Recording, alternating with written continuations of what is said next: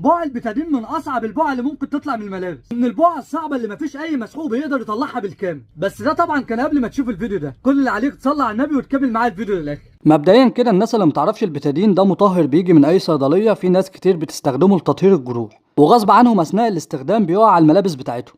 طبعا اول ما بيقع على الملابس بيعمل البقعه بالشكل الغامق اللي انتوا شايفينه ده، ولما بينشف في الملابس بيبقى بالشكل الفاتح ده. وطبعا المسحيه العاديه ما بتقدرش تطلع البقعه ديت بشكل كامل، عشان كده في الفيديو ده هقول لكم على طريقه سحريه هتقدروا تطلعوا بيها البقعه ديت بكل سهوله. الطريقه الاولى هتجيبوا ربع كوبايه ميه، وهتجيبوا من اي صيدليه قرص فيتامين سي، وهتقسموه بالشكل ده كده وهتحطوه في الكوبايه، واول ما يفور هتقلبوه كويس وهتفضوه مكان البقعه، وفي لحظه هتلاقوا البقعه اختفت في ساعتها.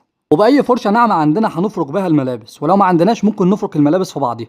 الحل التاني بقى هو الليمون، لان الليمون برضه غني بفيتامين سي. بنجيب نص ليمونه بنعصرها مكان البقعه كده، وبعد كده بنمسك نص الليمونه وبندعك بيها البقعه بالشكل اللي انتوا شايفينه ده، هتلاقيها بتطلع معانا برضه